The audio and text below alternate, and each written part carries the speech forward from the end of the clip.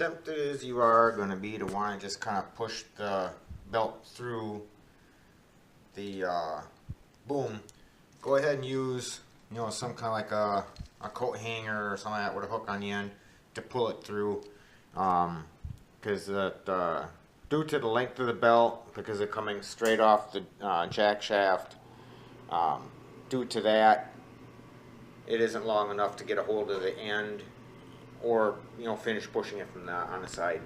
So go ahead and use, you know, a piece of wire with a hook on it to pull it back through the boom.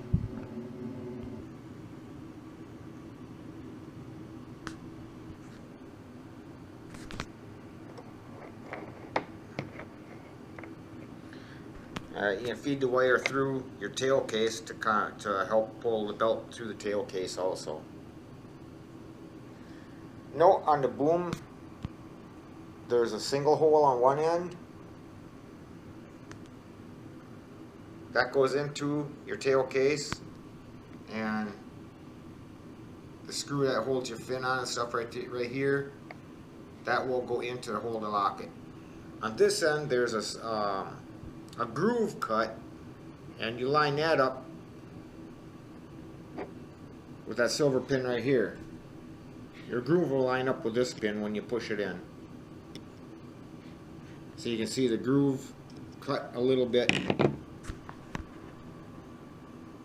in the front there. I'm trying to get it focused in. There you can see the groove on, that's the carbon fiber. That's the carbon fiber shaft sticking out. And you can see the groove cut in there. That cut lines up with this pin to keep the boom from rotating. And then this one down here keeps the tail box from rotating. Lynx did a really neat deal here where, just like on the Oxy, the tail fin is the other side of the tail box. This will go right on there like that.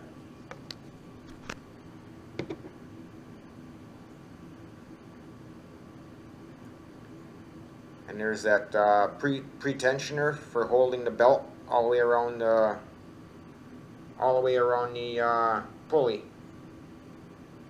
Now, mind you, right now the belt's a little bit loose because of the fact that you know, I don't have it all tensioned up and stuff. At this time, this is all the farther I'm going to go because I plan on putting this on my Goblin 180.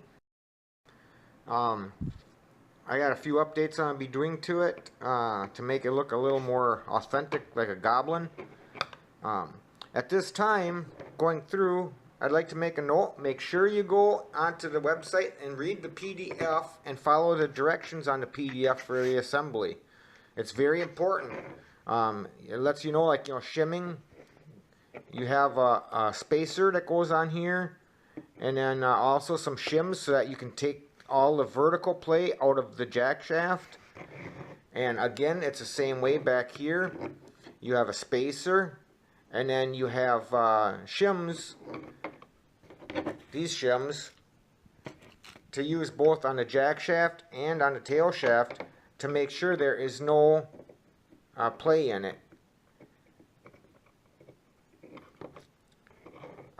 As far as fit and finish so far, I have to say this belt conversion kit, I think I'm going to really like it on my Goblin because it's going to, one, make it look a little more authentic like a Goblin, you know, being a belt drive instead of shaft drive.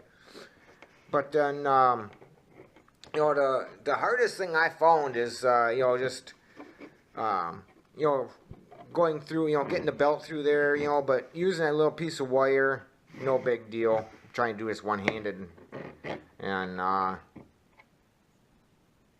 have my camera going here. I'm not using my GoPro.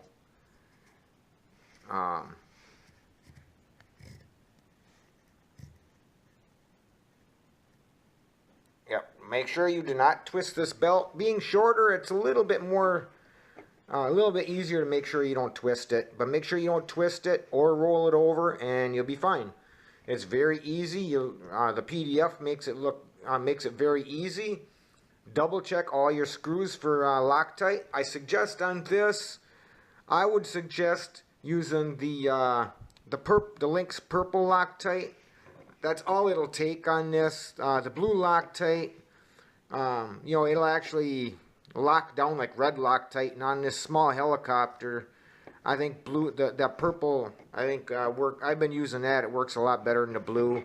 When you need to take it back, break it apart, and replace stuff, it doesn't strip out your screw heads. But yeah, it very good looking. I gotta get the rest on, you know, the pitch slider and all that on there. I'll be reusing that off of my Goblin Oxy, or my Goblin 180. But yeah, I'll be putting this on my Goblin 180 to make it look a little more authentic, and that's why I'm not going any farther, because I'll be running the servo on, you know, this original position, so that I have the room for the Goblin tail case.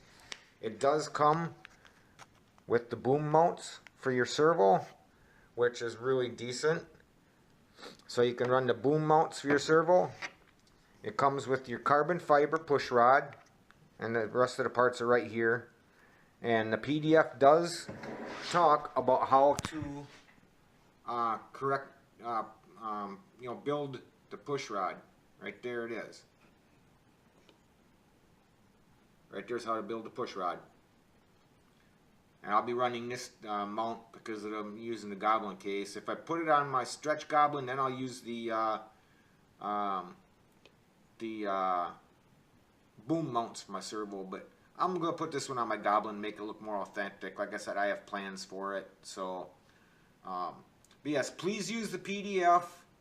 It does explain everything. It talks about the shims. It talks about the spacers.